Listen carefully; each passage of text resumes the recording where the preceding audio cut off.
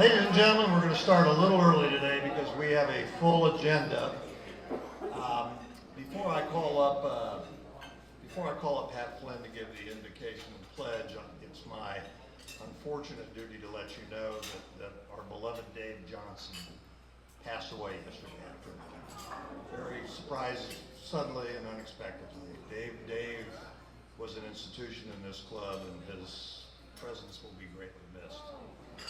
With that, Pat, could you come up, please, and give the invocation and the pledge of allegiance? Will you please stand? President Pat, fellow Rotarians and guests, please join me in a moment of reflection and thanks with these words.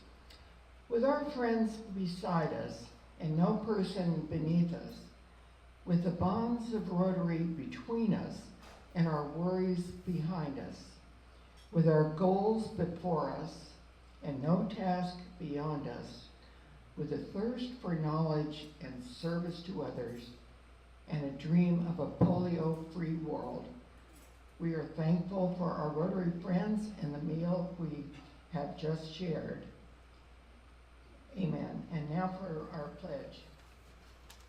I pledge allegiance to the flag of the United States of America and to the republic for which it stands, one nation, under God, indivisible, with liberty and justice for all. One thing many of you all don't know about Pat Flynn is that she was raised in Coronado, but she went to college in South Dakota.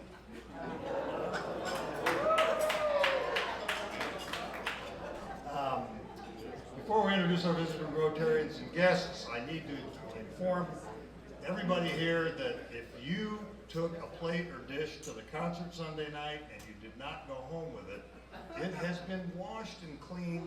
It is in the back of the room and available for the fee of $25. Andrew Gage, would you please come up and introduce our visiting Rotarians and guests?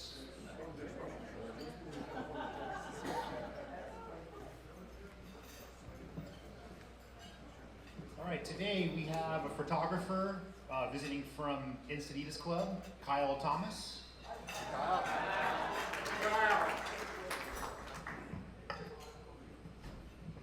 President Pat, fellow Rotarians and guests, I'd like to introduce two wonderful Rotarians. Our District Governor, Diane Crawford from the San Diego Southeast Rotary Club, and Assistant Governor for our club, Kim Stewart, who is with the San Diego Downtown Breakfast Club.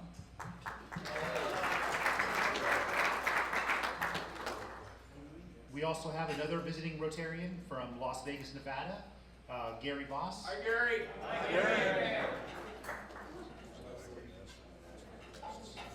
Is there anyone that we missed or visiting Rotarians? Only Rotarians. Okay, we can start with guests. All right. No, off to guests. Yes, President Pat, fellow Rotarians and guests, I'd like to introduce my brother-in-law, Wendell Hollinshead, acting as my campaign manager this week. He's been a big help, and anyway, my favorite brother-in-law.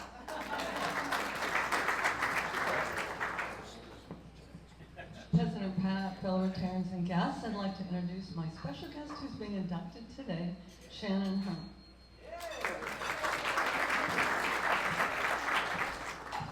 President Pat, fellow Rotarians and guests, today my guest is my very, very tolerant wife, Peggy Duncan. President Pat and fellow Rotarians, my special friend Jim Lewis, who is on his way filling out paperwork. So we hooked him.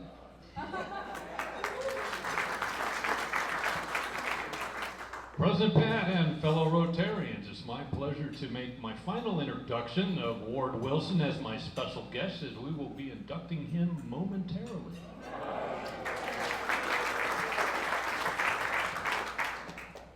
President Pat, fellow Rotarians, it's my pleasure to introduce my daughter Natalie's special guest, Emily McGovern. Never ever give a past president a microphone. Lionel says hello to everyone.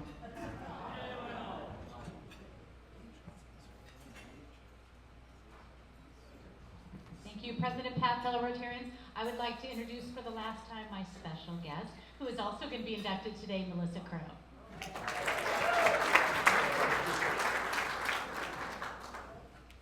Reference to a campaign. 50 bucks. 50 bucks. Even some other candidate in here who's dressed for the part today didn't. Okay, we have some red badgers, and I want to know the worst job you ever had. Shannon Canoe. Shannon, stand up and tell us the worst job you ever had. Or hardest.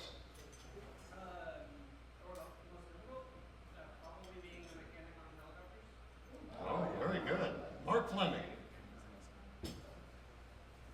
Mopping a grocery store. Julie Gallagher. I didn't see. She's not here. Okay, Kevin. Kenny, where are you, Kevin? Waiter in a Mexican restaurant. Kevin McDonald. I was 14 and I was a maid at the Village of Green.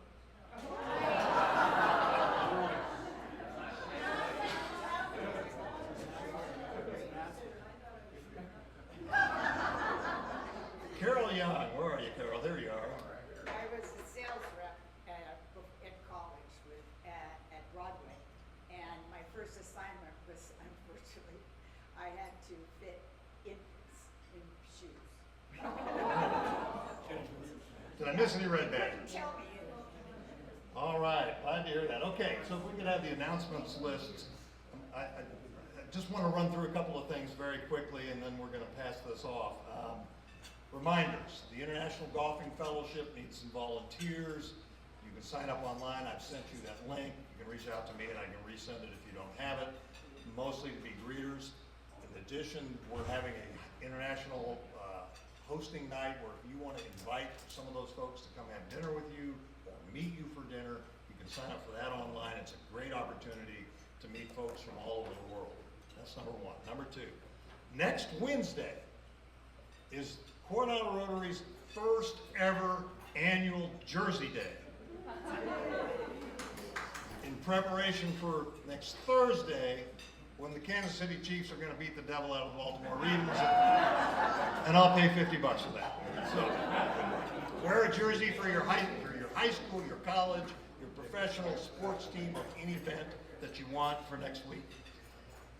September 2nd, we have flags.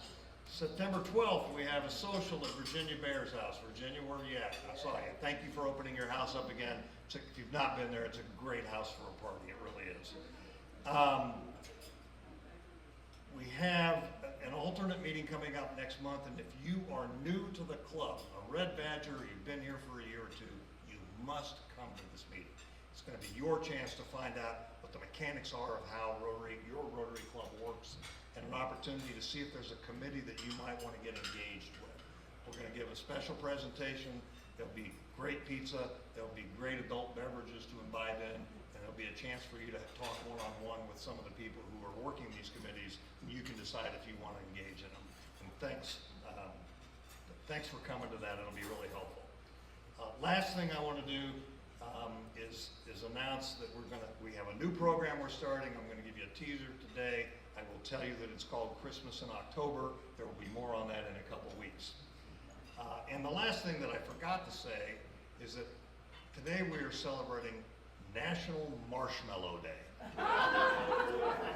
And so I have a gift here for the one person who is least likely to ever play the role of the Stay Puft Marshmallow Man on a remake of Ghostbusters because of his tall, slender physique, and that is our past president, Bob Rutherford. So Bob, come on up and receive your honorary marshmallow.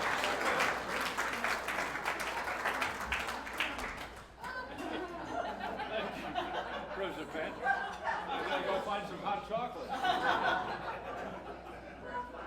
Daniel Stewart, you have an announcement to make.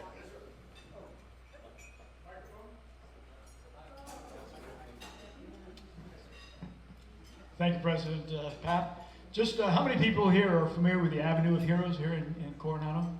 Good, good, okay. Well, I'm a member of the Avenue of Heroes Committee, and twice a year we have a ceremony to recognize the people, the honorees that the committee selects. It happens the same week, or within a week of Memorial Day, and within a week of Veterans Day. So we've had, coming up to the next Veterans Day, we have one of our former Rotarians, Admiral Joe Rizzo, who's going to be honored. Joe passed away at 97, not that many years ago. Unfortunately, he leaves no family. And one of the biggest traditions within the Avenue of Heroes ceremony is that the family comes up, receives a banner, a mini banner, and then just celebrates Joe at the ceremony. So I've been asked by the sponsor for Joe, who is not family, could I muster some Rotarians who would be willing to come November 2nd, it's a Saturday, the ceremony starts at 10:30, to honor Joe. All this information will be in the Coritator, so you don't need to repeat it, but it also is an excuse, you can't use excuse, I didn't know. So please, Joe was a great Rotarian and a very historic individual within our community and larger. So please, Joe Rizzo, thank you. Thank you, Daniel. Amy Stewart asked me to announce that there's going to be a rally against pollution. I can't think of a better way to put it, down at the IB Pier Friday at 6 o'clock, 6 in the evening. Those of you that are interested in showing up and supporting the attempts or the efforts to clean the beaches up, as well as to oppose the efforts of those that are making the beaches mess, show up 6 o'clock, IB Pier. Around town, Joe, we did some stuff. Good job, Food Bank. Once again, went down there, took a bunch of food. Next slide, please. And boy, did we have fun on Sunday. Huh? Did we have a good time Sunday?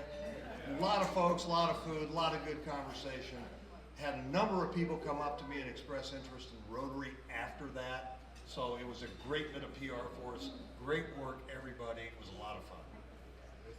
Okay, now to the important stuff we have going on. Steph, where are you? Come on up and let's talk about this little event you all have going on.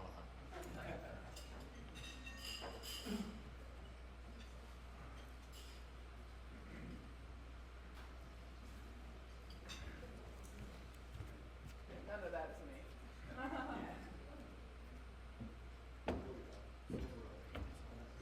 Okay.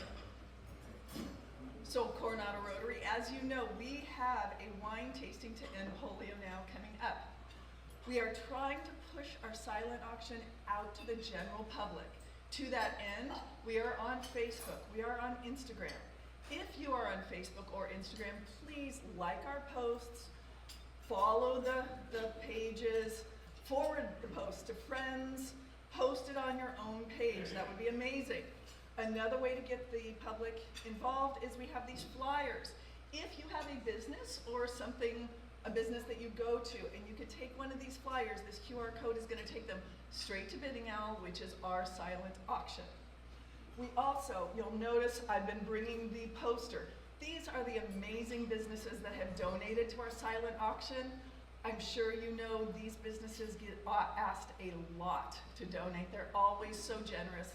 If you go in there, thank them, patronize them, we really appreciate that.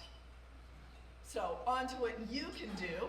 We've got an auction coming up, and if you can't make the wine tasting, very sad for you, but fear not, we have raffle tickets. And you can buy these raffle tickets right here, right now, and at next week's meeting. You do not need to be at the wine tasting to win. If you buy them here, Brenda Joe's there, we've got our Venmo, and you can write your name on the ticket and you will win. Okay, so the amazing prizes we have. Number one, right there, we have, our first prize is a Magnum. Yes, a full 1.5 liters of 2018 Silver Oak Napa Valley Cabernet Sauvignon. This Magnum was hand-selected and donated by our own President Pat. If you win, you do not need to share this wonderful wine with President Pat. But if you would like to enjoy those wonderful palm trees while you are sipping your wine, just bring it to my patio and share it with me. We're gonna get there, believe me. Second amazing prize is you get to be, yep, perfect, you get to be Coronado Rotary President for the day. Have you always wondered what it would be like to be president? Now is your chance to find out without a full year of work to go with it. There are fun perks that go with this prize. You can do all of it or you can do none of it. You can be President Pat or President Pat can be himself and you can just do the fun part. The things you get upfront parking. I don't even think Pat gets upfront parking. You get a free lunch at the presidential table. You get a swag bag of official Rotary gear that includes your own commemorative gavel that you get to take home for the day. You get to wear the commemorative president pin. You get to run the meeting the way you want. You get to introduce the Rotarians and guests. And aren't you curious, what do you want to know about our Red Badgers? You get to pick out the question for the Red Badgers. Is it going to be a national day that you would like to commemorate on your meeting day? Educate us. Let us know why it's important and what the history of it is. Choose and or lead the invocation or pledge. You can levy fines aplenty, and you can bang the gavel, and you can ring the bell. But, wait for it, the most fun thing that you get to do as president for the day, without any comments, without any snickers from our President Pat, you get to opine long and hard on your favorite football team. If I win, you will be hearing all about the team that can whip those silly Kansas City Chiefs if the Chiefs were only brave enough to go against them. Yes, I will be talking about those spunky fighting pioneers from Lewis and Clark College. This amazing D3 team could clearly wipe the floor with Pat Mahomes and his gang of boys. And leading the charge, you will notice on the top left is long snapper and tight end number 83, Ward Anderson. So, buy those tickets. This is a once-in-a-lifetime opportunity. Don't miss out. Thank you.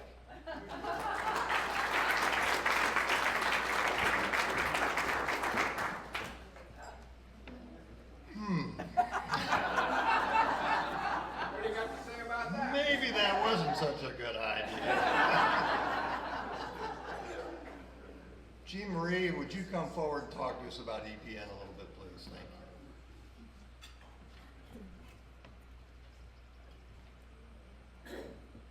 you. Well, I've said it before and I will say it again. Life ain't easy for a boy named Sue, according to Johnny Cash. But what I will tell you from firsthand knowledge is life is not easy for a boy stricken with polio at the age of 5, and I can tell you that because that man was my father. My father was born in July 1921. He was a fourth of 5 children, all little stair steps. In August of 1925, when he was 4 years old, his father, my papa, was tragically injured in a coal mining blast where somebody errantly let the dynamite off in front of his face. He spent 30 days in the hospital, lost 80% of his vision, 80% of his hearing, and what I recall most about my grandfather was the blue speckles in his face, because he was lucky to survive, but the coal had been embedded in his face.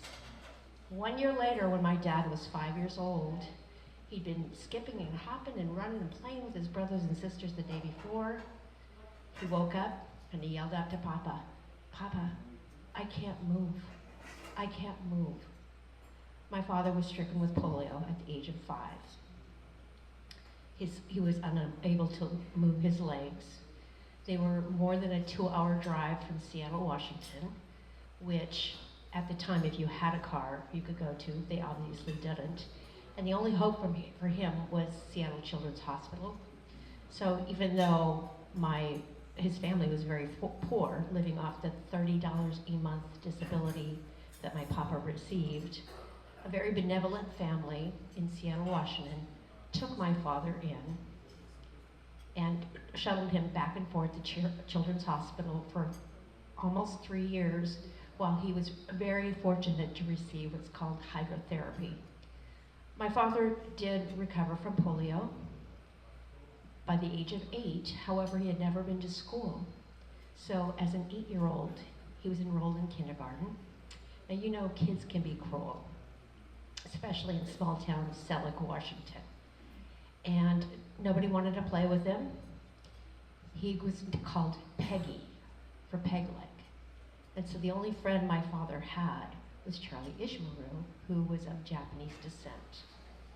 When my father went to high school with his one friend from school, his friend was taken to a Japanese internment camp. So with war breaking out in World War II, my father decided to drop out of high school during his junior year, and of course, enlist in the military. He went to every branch of the military, and because of his disability and one leg that was significantly shorter than the other, no one would have him. Now, I know that this sounds like a sad story, but that defined my father. Being marginalized like that defined my father. Having dropped out of school to pursue a patriotic cause defined my father, and he was tenacious. My father ended up being a very, very successful businessman. He was the head of outdoor operations for a large coal mining company in Washington State.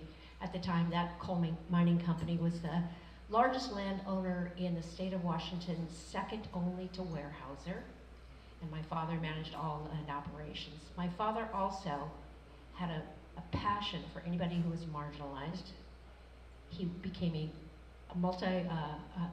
landowner. He had apartments and rental houses in my small town. And every year in December, because many of his were low-income renters, every year in December, he would go to collect the rent, but say, this month, the rent's on me, and here's a Christmas gift. He was also so passionate about education that he saw to it that all 4 of his children were college educated, and 3 out of 4 of us were able to study abroad. My older brother at the University of London School of Economics, my sister at the Sorbonne, and I went to Oxford University. Unfortunately, he died in 1979, but he left a legacy in my hometown. There are parks named after him because he was the one that brought his tractor and his outdoor equipment and made sure that little children who went to the schools in my hometown had playgrounds to play on and baseball fields to play on, because those are things that he did not have. And so today, in honor of my father, I'm pledging, on top of everything else I'm doing with the End Polio Now committee and writing articles and going to the event, I'm pledging an extra $100 to End Polio Now, because my $100 with the Bill and Melinda Gates Foundation grant becomes $300. And I ask each one of you to search your hearts and think about a little 5-year-old that you might know who wakes up one morning and can't move his legs, and pledge your support to End Polio Now. Does anybody else want to join me? Pat Stark, thank you. You got a lot of them out here. Okay, let's get these names. We got Suzanne Pop, we have JT, we have Amy, we have Luann, Doug, someone else has helped me, Mary and Berta, Joe at the front, we've got Carol, we've got Mark running for office, we've got John running for office. Andrew, Jerry, yeah, great. Karen Strayla. Karen. Steve Durmeyer. Roger Clapp. Everybody in the back. I'm literally overwhelmed because my dad is the best dad that ever walked the face of the earth, and I thank you for doing this today. Thank you very much.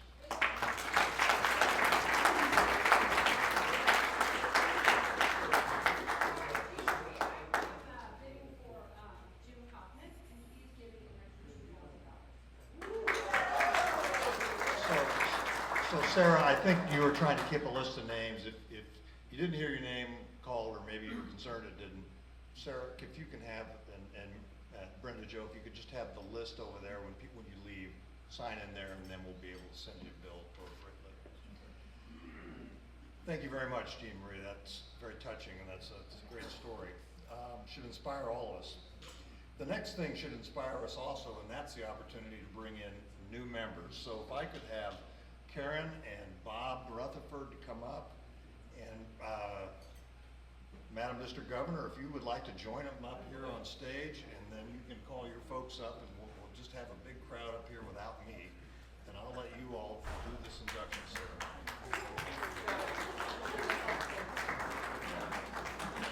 Ward, would you like to join me up here? You want us on stage, or? Well, I think so, because I'm afraid to move this microphone. This microphone and I have a checkered past, and I'll do much better by just going to the microphone instead of having it come to me. Anyway, Diane, so wonderful to have you. Thanks, and the rest of your team here. And Kim, where did you go? Oh, there you are. It's just, this is a watershed red letter day in our Rotary year, when we have an opportunity to have the district leadership come and induct some new members and bestow some Paul Harris Fellows. And without further ado, we're going to induct our 3 newest members of this club. So, President Pat, fellow Rotarians and guests, the induction of new members is indeed a great opportunity to welcome very special people into our club. And I would like to ask the sponsors to introduce their particular inductee and give us their classification, starting with Karen. Hello, this is Melissa Crow. We actually have known each other for a while. We go Coronado High School class of 81. Oh, thanks, Doug. And Melissa now has a shop. She moved back, and we rekindled our friendship again, and it's been a whole lot of fun. And when I mentioned Rotary, she was like, I so want to do that.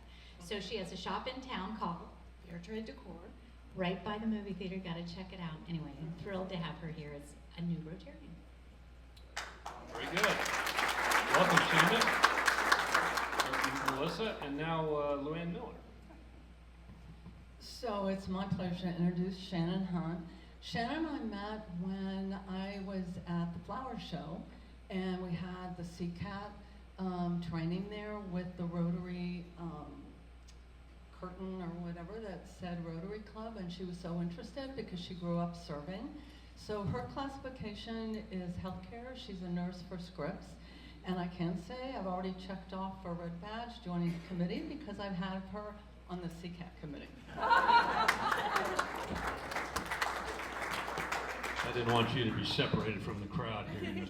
And my special guest and soon to be a new Rotarian is Ward Wilson. And actually, he's not a new Rotarian at all. Ward is actually a transfer from Club 33. His classification is military business development at the corporate level, working first with me as a retired naval officer, and then joining the defense sector, where he was the lead corporate exec here for Boeing in San Diego. And now he's also joining me as a retired guy. So, Ward, welcome. So we welcome each of you to the best Rotary Club in the known universe, which is linked to our global organization of volunteers, dedicated to improving this world. Our club thanks you for your willingness to share the values of service and fellowship in Rotary. A new member in our club means fresh ideas, new enthusiasm, and greater fellowship, which leads to outstanding service. One of your major goals in this club is our motto, service above self, which means participation by saying yes when asked to serve and becoming part of our amazing people of action. So, as we wrap here, I have one question for each of you. What was your primary motivation to becoming a Rotarian? Well, I'm going to pass this. It's on. To be with very friendly and nice people like you.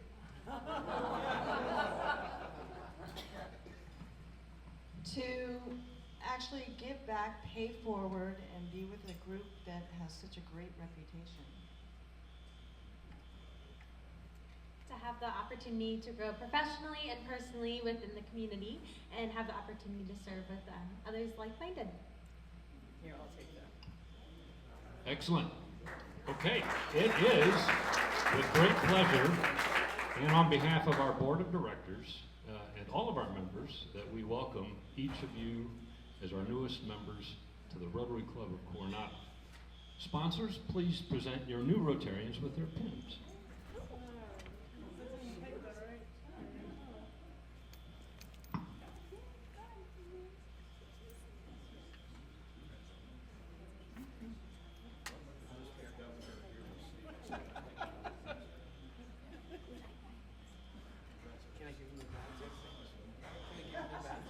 Yes, oh, we have badges.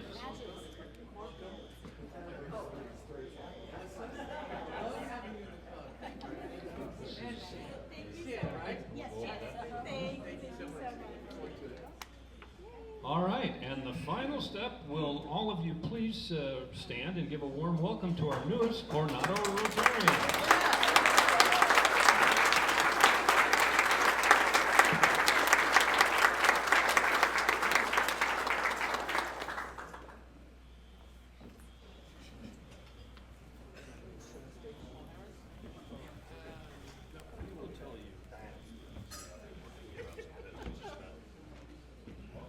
So Shannon, you can feel good now, you're not the newest member of Rotary. But I would like, just before we go on, the 4 of you that are new members, when we're done with the meeting today, if everybody else would let them go to the door so they can say goodbye to everybody, shake hands, so you can all meet the newest members of our club as you leave the meeting tonight. John McCann, we are now going to give away some awards for people who have gone above and beyond. Come on down, John, come on up and lead away. Nice to meet you.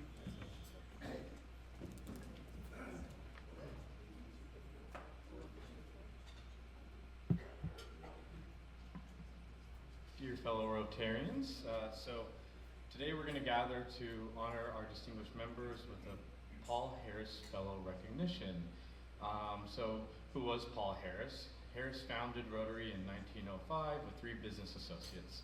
Their goal was to foster a spirit of friendship and community service among local professionals, an idea that quickly spread around the world. Paul Harris was a man of vision and compassion, qualities that underpin the very core of Rotary. He saw the potential for a global network of business and professional leaders committed to improving lives and communities. His legacy continues through the transformative work of Rotary and its members. So the Paul Harris Recognition was established in 1957 to show appreciation for contributions to the Rotary Foundation. So that's the International Rotary Foundation. These contributions support a wide range of life-changing programs, from local community projects to global initiatives like Polio Plus, a program dedicated to eradicating polio worldwide that we just saw today. And we have our End Polio Now specifically to raise money for that. It is essential to note that while local foundation contributions are vital, they actually don't qualify for this recognitions. So only donations directed towards Rotary's global efforts like the annual fund, Polio Plus, and approved foundation grants can count towards this honor. To become a Paul Harris Fellow, one must contribute a total of $1,000, and then you'll generally get more Paul Harris for every $1,000 that you get. So we'll see a lot of members who have achieved several Paul Harris Awards throughout their time here. This milestone is not just a reflection of financial giving, but a marker of one's commitment to the service and ideals that Paul Harris championed. It's a way of ensuring that the wheel of Rotary continues to turn, bringing hope, health, and education to those in need. So, without further ado, we can start handing out our Paul Harris Awards.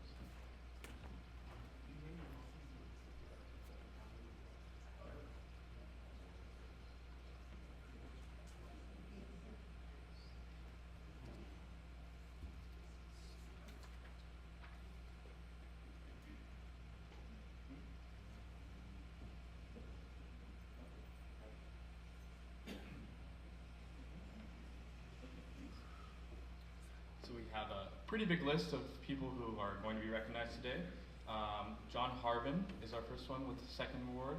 John Harbin, if you can join us up here. And we also have Martin Trieb. Is Martin here? Trieb, for a second.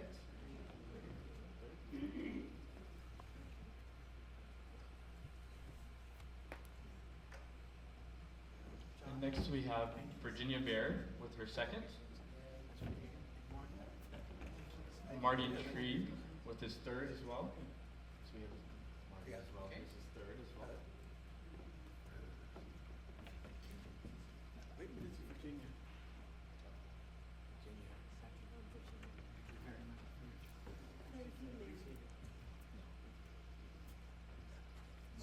Marty? He's up there with two. Marty has a second. You got two of them?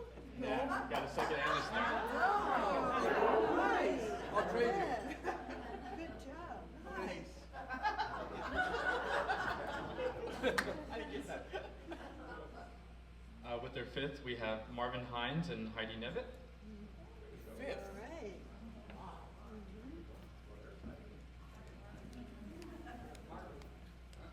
Wow, Heidi, that's awesome. Congratulations. Come on down here. Yeah. Oh, I'm sorry. Thank you. Thank you so much. With their sixth is Douglas St. Dennis. Yay, done. Wow.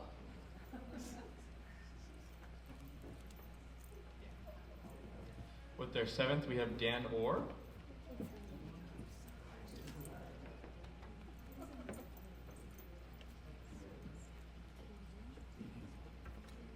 Dan with us? Okay.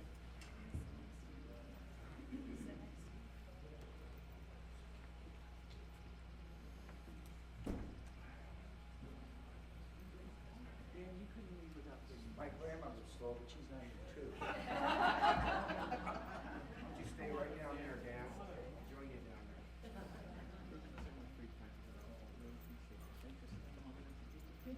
And I missed some first awards that we have here. Roger Clapp with his first Paul Harris Fellowship. Oh, newbie. Yeah. Yay.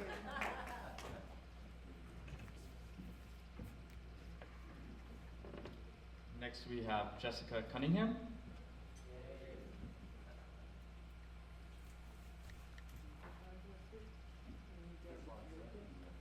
You're gonna need to make some room.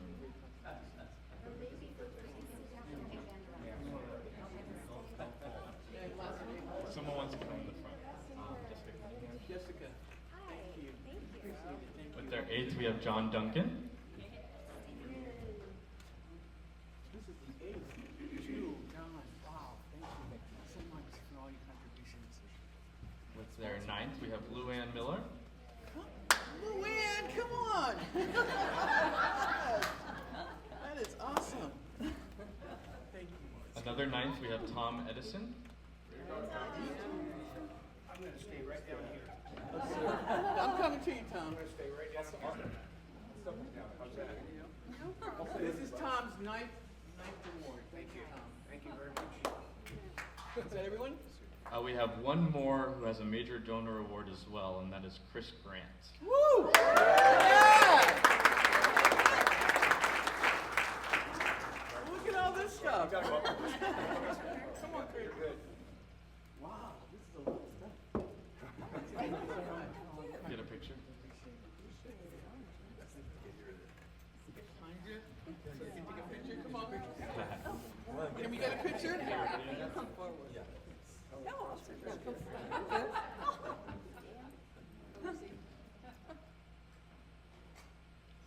So, congratulations to all the recipients today. Great.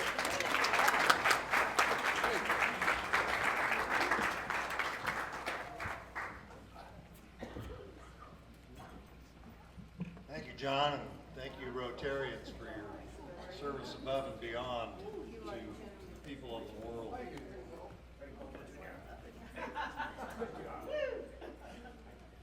Luann, where'd you go? Go ahead and sit down, then I'm going to call you back up. Okay, Luann, would you please come back up? I'm going to introduce our past president, Luann Miller, who's going to introduce our very special guest today. Madam Past President. Thank you, President Pat. So it's always an honor to have our district governor visit our club. So today we have Diane Crawford, who is our district governor for 2024-25. Diane is an accomplished Rotary leader with a strong commitment to community service. Joining Rotary in 1997, she is a proud member of the Rotary Club of Southeast San Diego, serving as club president, secretary, and board member. For more than 50 years, the club has served the needs of the underserved community in Southeast San Diego, consistently earning the Rotary citation for their exceptional work. Diane's passion for education shines through her involvement in leadership, projects, and Rotary programs like RILA, LEAD, and Interact aimed for developing future leaders. Her professional career spans 15 years as Director of Sales for several national telecommunication companies, where she excelled in managing sales and support teams, achieving revenue growth and market share expansion. Subsequently, as Director of Major and National Accounts for Language Line Services, the largest provider of language interpretation services in the U.S., she successfully managed account teams and the company's prestigious Fortune 100 clients, including American Express, Bank of America, AT&T, Microsoft, Citibank, Amazon, and more. Currently working as a sales and management consultant, Diane offers her expertise to small and mid-sized clients, providing guidance in sales, customer support, business planning, organization, and training. With over 20 years of service on District 5340's leadership team, Diane has held diverse roles, including Assistant Governor, Membership Chair, Strategic Planning Chair, New Club Development, and Facilitator for Rotary Leadership Institute and President-elect Training. Her contributions to district operations, combined with her unique and creative approach to business and comprehensive knowledge of Rotary, have led to significant improvements in district programs and club support. Recognized for her dedication, Diane has received multiple awards, including Rotarian of the Year, for her instrumental role in membership growth and the establishment of new clubs. As a selected district governor for the 24-25 Rotary year, Diane is excited and ready to lead one of the largest and most successful districts in the Rotary organization. Residing in San Diego, California with her husband, Michael, Diane cherishes spending time with her son, Regis, and grandson, Kingston, who I just saw his first year in college, is going to college, as well as visiting her family at home on the beautiful island of St. Martin in the Caribbean. So let's please give a warm Coronado Rotary Club welcome to our District Governor, Diane Crawford.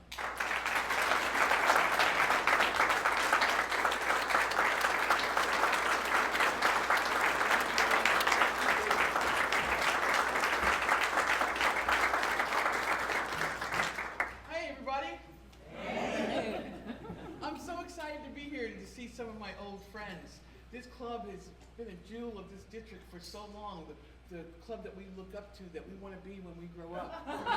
So thank you very much. I want to thank the members of this club for all the work you've done, the work that you continue to do, and that you're going to do, for all of the members, to all of the members that have helped us at the district level, that have given unselfishly of your time and your energy to help other clubs to do more in Rotary. Thank you for giving us good leaders like Dan Gensler. And just on a separate note, my first job at the district was working for your past district governor, dearly departed Bob Watson. I was the first assistant governor that he called, or person he called to be on the assistant governor team. It was formed that year.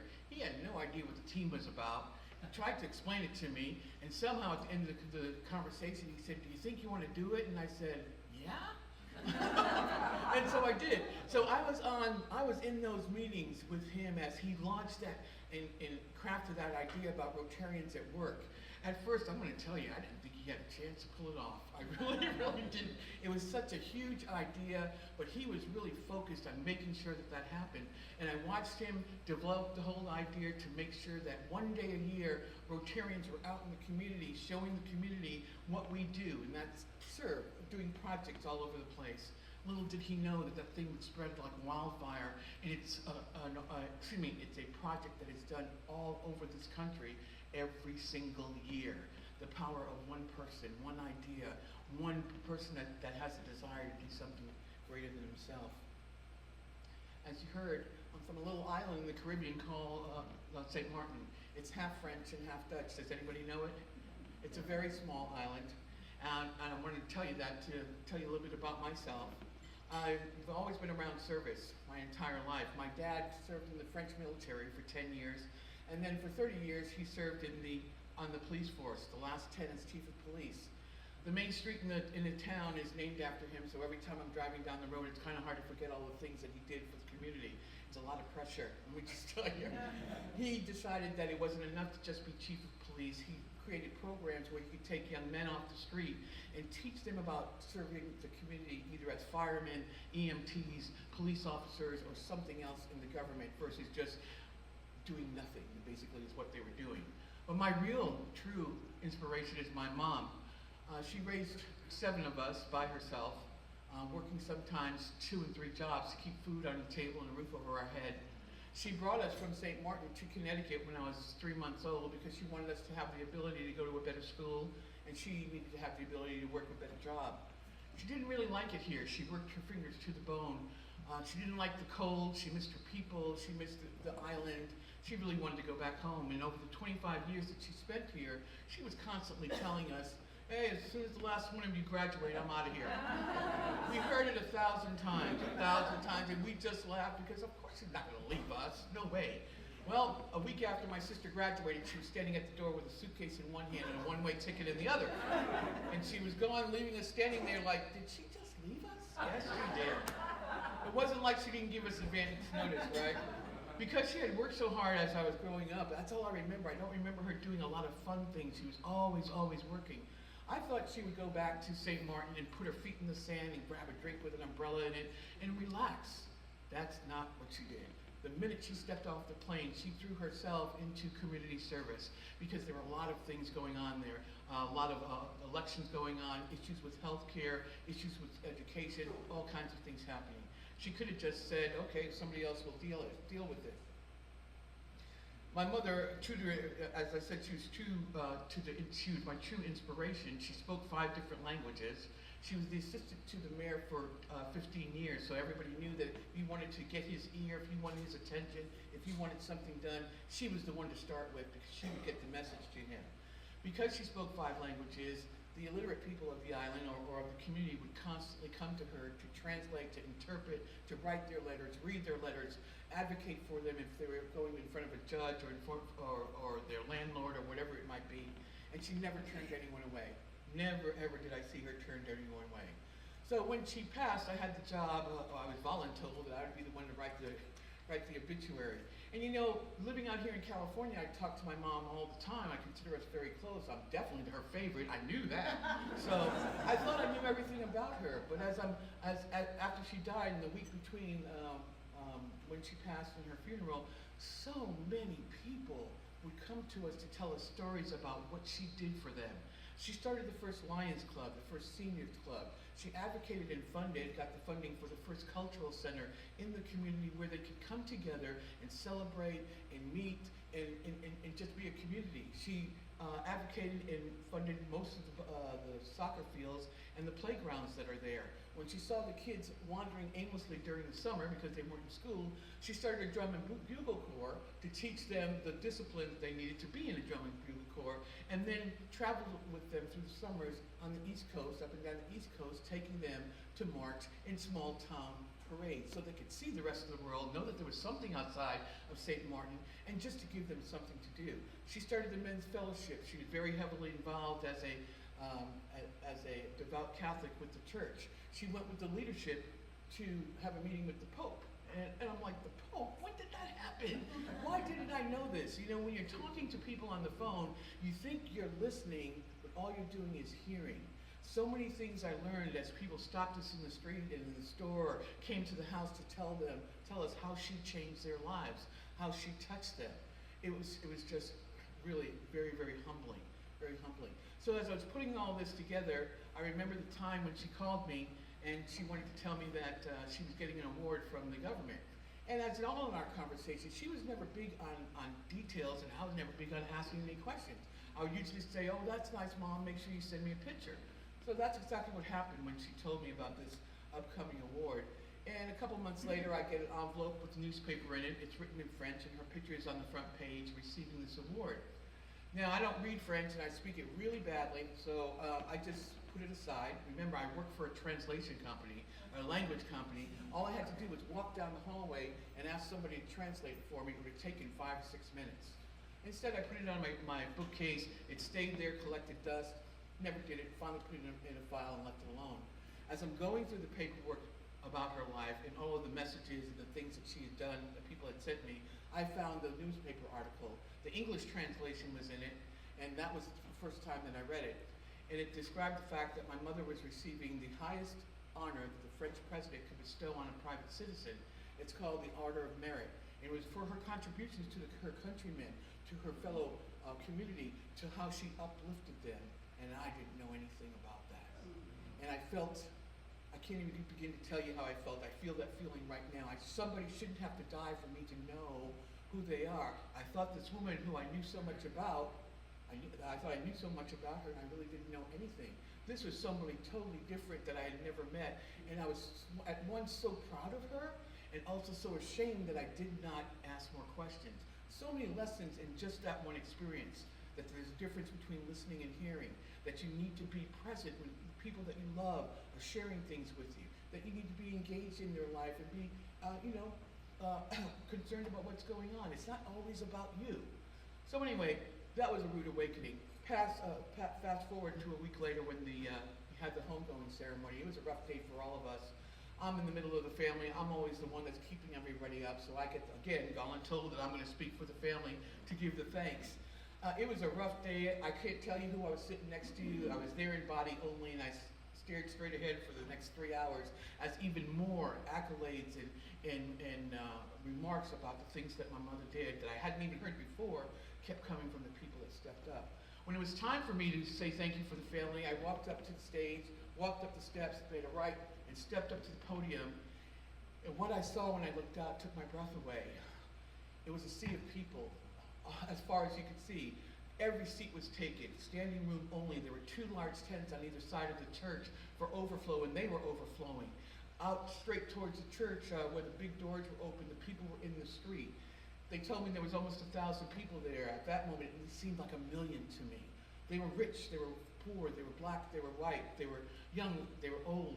They were from the highest levels of government to the town bum, all coming to pay the respects to this woman, my mother, this person who meant so much to them. And I thought in that moment, the power of one, what a difference one person can make. And I knew right then, as I'm looking at the sea of people, this is what I want my life to be like. I want to be surrounded by people that love me. I want to leave knowing that I actually made someone's life better than it was before they met me, that I made a difference, that there will be a mark left by me as a good person versus somebody who took all the time versus giving all the time. And that's what my mother did. She never talked about what she did. Sometimes in giving, it was just a smile, a hug, a word of encouragement. It didn't have to be big, but it made a huge, huge difference. That experience changed my life. That is why I'm so passionate and what drives me with Rotary.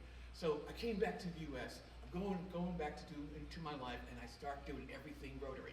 I'm into servicing this, I'm in this program, I'm joining this program, and the more I found out about the programs and what Rotary had to offer, the more I was convinced that this was the vehicle I wanted to use to make my statement in my life. So fast forward to the pandemic, and in the black and brown communities, everybody suffered during the pandemic, but in black and brown communities, they particularly suffered quite a bit. There were so many things, so many ugly things that covers were raised on then. The lack of health care, the lack of medicine, the lack of good food, the lack of housing, even the lack of internet. I thought everybody had internet, but apparently not. We found that out when the kids were having to work at home or homeschool, and half of the community had no access to internet. Simple things like that, you just can't forget when you see things that are wrong. So I decided that if there was something I could do through Rotary, that I was going to try to do that. So that's why I decided to become district governor, to bring the attention to some of the some of the issues that are going on in the various communities, and to try to use my skills and experience to help us move forward and to reach more and to be more impactful and to make a bigger difference in the world. So let me take off my personal hat, put on my Rotary hat, because there's certain things I need to say when I come to visit the clubs, or else I get fired. Then I found out I wasn't getting paid. I wasn't getting paid, so I'm not sure if that's a bad thing. So, everybody needs a plan. One thing about this club is you guys have plans. I know you do, because I've heard all about them. You have to have a plan in order to move forward. Rotary has a plan. They have a plan for everything you could possibly imagine, from A to Z. The strategic plan is very, very voluminous. I wouldn't really advise you to read it at bedtime, but they simplified it down to what's called an action plan, and I'm going to give you the stripped down version of that. There's 4 components to the action plan, and we're asking the clubs to consider these things when you're planning, when you're updating your strategic plan and making sure you're focusing on the right things. So the first one is impact. Whether or not we're impacting, we're making an impact. We need to increase our impact and focus our efforts. We want you to review your club's activities and determine which ones are which ones you can streamline or even eliminate, so that your club can spend more time on activities that make a real impact. Let's make sure we're doing things for the right reason, and not just because it's a good thing, it's a nice thing to do. Focus our programs and our activities, improve how we measure the results, and be open to new projects and new ideas. We can't keep doing the same thing over and over again. The world is revolving, new problems are coming up. We need fresh members to give us new ideas. The second thing is to expand our reach. We want to consider new ways to reach potential members, find more ways to appeal to them, build awareness of our impact and our brand. We want to set a goal to collaborate with new groups, make new partners within our community, either through service projects or socials, or just introducing people to Rotary. Consider, forming a new club, or a satellite club, or a sister club, or a Rotaract club, or an Interact club, again, to expand our reach. The third thing is to enhance participant engagement. You all are our best assets. We're the ones that make this thing happen. We got to focus not only on attracting new members, but also on keeping the ones that we have by delivering value, both personal and professional. Encouraging members to offer new ideas and to share their thoughts. Understand what new members are interested in. Offer new opportunities for professional and personal development. Provide leadership opportunities and skills training. Use the Learning Center and all the other resources that we have available. And the last thing that we're asking you to consider as you're doing your planning is being adaptable. I don't really like social media. That's not my thing. I like talking to people, but it is what everybody is into now, right? You want to be able to send your message with a quick 30-second clip that is clear and has a call to action. People don't have time to read long emails and newsletters and articles and all that. We have to be a little bit more efficient as far as how we communicate. Also, reviewing your club roles. Do you have too many committees? Do you have too little committees? Are the same people doing the same work? Let's mix it up a little bit and do some innovation. So that's about planning. As you can tell, I'm a governor with very, very, very simple slides. I'd rather be talking. So everybody wants me to talk about membership. I can talk to you for days about membership. Here's the whole thing about membership. This is it. We can never have enough members, period. There's more work, more opportunities for us to serve. The more members we have, the more work we can do. The more work we can do, the bigger impact we have. The more impact we have, the more reach we have. Get it? I just talked to you about impact, reach, all that. That all comes together. So, we've been talking about Rotary aging out and losing members for as long as I can remember. That issue is never going to stop. This is a constant thing that we have to be focused on, bringing members in. So I want to make sure that our clubs are flexible, they're adaptable, and they become better at telling our story, because new members buy into you first. They fall in love with the club or their sponsor, then they fall in love with Rotary. So it's all about the message that you're sending. Rotary research confirms that the single most important factor in member satisfaction is the club experience. Number one, making sure it's enjoyable. You guys are having fun, okay. Confidence in their leadership. What do you think? Are we confident? Okay. Personal growth opportunities, connections. Look at you guys are all connected. You guys got that going. And meaningful service projects. I believe that there's a place in Rotary for everyone. everybody can serve. You don't need a degree, you don't need a license, your verbs and your adjectives don't have to match. You have to ask permission. All you have to do is have the heart and the desire to do so. And I also believe that there's a place in Rotary for everyone. You may not be a member, you can be a volunteer, you can volunteer on projects, you can be a donor, you can be a sponsor, you can be just an advocate, just be a cheerleader. There's a place for everybody in Rotary. So let's make Rotary more attainable to everybody. Let's bring Rotary to the community and let them know what we're all about. You know I'm going to talk about the foundation. You know that.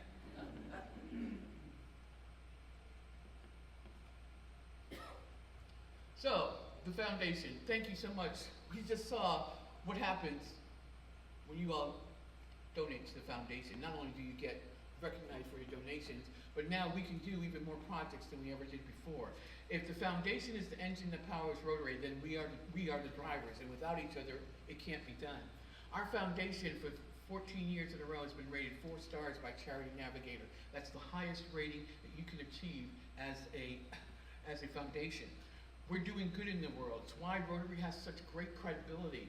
The world trusts us, our partners, our alliances. It's a big deal to be doing business with this foundation because they are taking care of what they said they were going to take care of exactly as they said they would.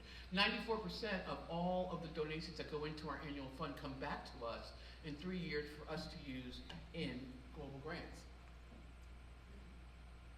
This is how many grants, this is what we did last year from the foundation.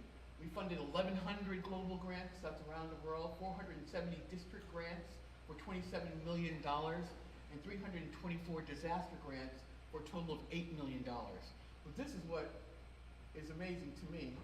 In our district, we did 30 grants for $115,000, that's global grants, 87 grants for $133,000, and we had 1 disaster grant for $2,500. That's just the grants. The entire district last year did 751 projects. That's a lot of projects.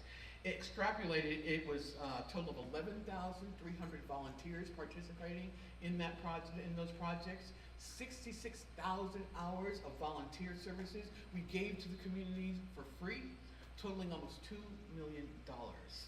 That's a lot. We are definitely part of the communities, and we are making sure that Rotary's name gets out there. Now, you just saw your foundation chair, John, give out all the awards. He can tell you more about those. I want to get to this. I can't thank you enough. I asked our polio chair, can you tell me how much Coronado has donated to polio? Well, they've only been tracking it since I think she said 2010, and it's $3 million. And I said, what? Wait. That's not even the match. That's just what you all have donated. That's not the match. That is an incredible number. I don't even know, thank you doesn't even begin to say how we really feel about all that you're doing for polio. Unfortunately, I don't have good news. We're up to 28 now. 28 instances. We were at 1 and 2 for so long, but since the wars broke out and people are going across borders and all of that, and we can't get the vaccinators back into these areas, it's just going in the wrong direction. We are right now working with the World Health Organization and a couple of our other partners to work with the groups on the ground to try to somehow negotiate a ceasefire so we can get these vaccines started again and help protect these people. I don't know how it's going to work, but I do know we're not going to stop until we get to the end of this and we finish our fight against polio. So thank you so much for all that you've done and all that I know you'll continue to do. Okay, so I wanted to tell you about just share a couple minutes about my plan this year. I'm working really hard on community engagement. I want to make sure that we're strengthening our ties in the community and identifying areas where we can make more impact. Whether it's supporting the local schools or helping to feed the hungry or assisting in disasters, all of our collective efforts can make a significant difference. The second thing I'm working on is youth empowerment. Our youth is our future. We all know that. By investing in those programs, in the educational process, membership and leadership development, we can empower the youth to become the Rotarians of the future.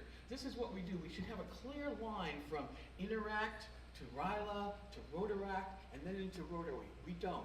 We ought to have a clear line as to how we're communicating with all of our alumni. We don't. So we're working really hard to bring those two programs up to the point they need to be. Global outreach, I am endorsing as many global projects as we can. This morning we just selected 4 clubs that are receiving $20,000 no-match grants for new projects that they're doing this year under the Global Grants Program. So I am so excited about that. The grants are, the projects are fantastic. I'm going to be working on membership growth and retention and making sure that you all feel valued and engaged and you have opportunities to share all your skills and your experience. And then finally, whether I like it or not, I'm working on innovation and adaptability and making sure that even though I don't like it, you all have the tools that you need in order to get your job done. I wanted to mention a couple of things that are coming up this year. We've got some partner projects. The first one coming up is a huge project with Feeding America and the VFW. We are trying to raise from September the 1st through Veterans Day 60,000 pounds of food to feed our military families and our veterans. There is a big need for food insecurity in that group. You can either collect it yourself and have it picked up. You can go online and choose what you want to donate, peanut butter, milk, whatever it might be, or you can make a cash donation. We're asking all of the clubs to consider participating in that program. One other thing that was really exciting I got to tell you about, down in where the Midway is, the park that's there is called Freedom Park. They came to Rotary and they gave us the option to have the park named Rotary Freedom Park for a mere $3 million. It was a little steep for my budget, so we couldn't do that, but we got the naming rights to the entrance of the park where there will be a huge peace pole with a Rotary timepiece at the top, the Rotary message of service above self, and clubs will be able to buy bricks to commemorate their clubs or individuals in their clubs to help support the peace pole. 2 million people a year will be able to see this pole, will be able to get our message. I'm really excited about that. We have clubs, we're getting ready to launch with the Chat with the Experts. If you have an interest in certain areas, whether it's fundraising, how to start a new club, Interact, how to do scholarships, public image, there will be classes throughout the year, twice a month with the experts where you can just pop in for 30 minutes, ask your questions, and it takes as long as it takes to drink a cup of coffee. We've got the international golfers. President Pratic told you about that. We've actually got 2 polio walks coming up. For the first time, we're doing one in North County on October 19th. It's the prelude, it's the walk into the Escondido's Club 100th anniversary the next day. Our RI President Stephanie will be attending that, so it's going to be a big deal. And then, of course, we're doing the Rotaract walk on October 26th in Balboa Park. We've got League coming up. We've got the district cruise. If anyone wants to go to France, there's still a couple tickets left. And coming up after that is the Magic of Rotary Foundation seminar, where you will be able to hear from the recipients of our grants what these grants are doing for them, what it means to them, how it's changed their lives. Last thing on the agenda is the Calgary International Convention. If you've never been to an international convention, you gotta go. Didn't we have fun, Pat, in Singapore? That was a good time. To see all those people, 15,000 people, 20,000 people, all there trying to do good in the world, it's not only overwhelming, but it's also inspiring to see the great projects that are going on. So hopefully, you all will join us in Calgary. So, in closing, I just wanted to wrap it up with a little story for you. You can probably tell I love everything about Rotary. I get a little excited about it. I love the projects, I love the people, I love how we solve big problems. I just love everything. I think if Rotary was a sport, I'd be like a super fan with the face paint and all the chest paint and all of that. It'd be kind of weird. But you see, just like you all, I joined Rotary to give back, to serve, to do good in the world. And I never imagined that I would one day be on the receiving end of Rotary goodness. But that's exactly what happened in 2017 when Hurricane Irma, at Category 5 strength, whipped through the Caribbean, destroying everything in its path, including my home in St. Martin. The entire island was leveled. She left nothing untouched. Every building was destroyed or either so severely damaged there was no hope for it. 25 members of my family were evacuated off of the island because they had gotten to the point where we just couldn't live there. We had to relocate them with other members throughout the U.S. and France and other places. Sitting here in San Diego so far away, it was agonizing. There's nothing I could do. It was 4 days before I found out if they were even alive. When a hurricane hits an island, there's nothing left. No internet, no telephone. They even stripped the bark off the trees. There's nothing left. Finally, on the 3rd day, we got a message through a ham radio operator who knew our family and got a message to us that they were all okay. The fourth day, the CNN drone came up with pictures, first pictures of St. Martin, and the first pictures they showed was my town. As I'm sitting there trying to get my bearings, I realized I'm looking at our house in the middle of the road, the entire house. I thought for sure somebody had to die through this. Nobody died. It was just amazing. So as I'm trying to figure out what can I do, I'm over here. I can't collect donations, you know, and ship equipment and all that. So I decided to send a message to the district governor for that area. And surprisingly, he messaged me back the next day. He told me 7 of the islands, of the 11 islands that he was responsible for, were completely wiped out. They had nothing, no communication, everything is gone. The only thing that he could suggest to me was to start working with the disaster group that was set up by a district in Florida. Now remember, this is 4 days after the hurricane. Rotary is already getting ready to put people on the street, put feet on the street, and they've got a way to make donations. So I called down there, I told them who I was and what I wanted to do, and I wanted to run a fundraiser that would benefit the clubs on the French side of the island. I'm sorry, the Dutch side will just have to take care of themselves. I was only worried about the French side. I'll admit it, I'm gonna be selfish. And sure enough, she said, no problem. So over the next 10 days, between my Rotary friends and foundations and all my business connections, we raised almost $50,000 to go down immediately. I didn't have to write a message, I didn't have to sign an order, I didn't have to do a report. They took care of everything. The money was used to help the seniors to get back on their feet, get their medicine, to help feed them, to replace all of the medical items they lost, the crutches, the wheelchairs, the walkers, all of the things that were lost in the hurricane. It went to feed some of the children that were that were in the shelters. It went to go ahead to repair the library that was there. They even replaced the plants that had been stripped off most of the island. And the last 2 things that the project was used for was to replace and rebuild the Butterfly Farm Children's Zoo. I was so happy to show my family what Rotary is all about, because they're always teasing me that I'm on my Rotary box and telling them about all the things that we do. But when I got there, I put them in the car and I got to take them to show them how we solve big problems, how we create hope, how we mobilize to help people that can't help themselves. And I was so proud to show them what Rotary is all about. 2 of them ended up joining.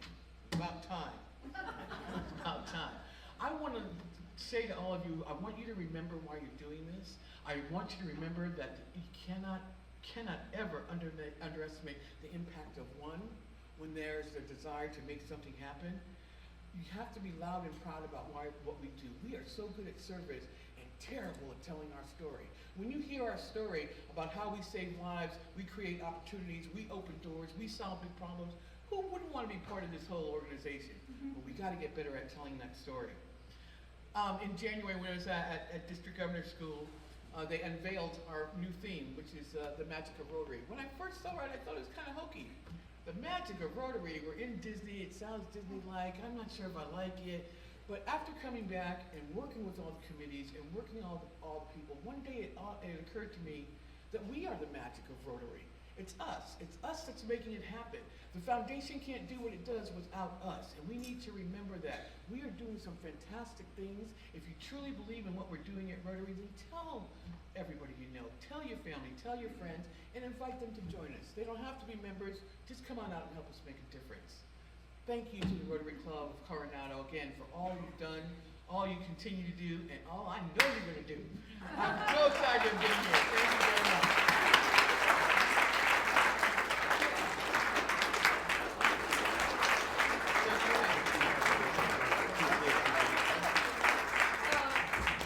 Thank you so much for those comments and inspirational push. We can all use that all the time. Before I let you go, 4 new members, Shannon, if you all would make your way to the door so you can say goodbye to everybody.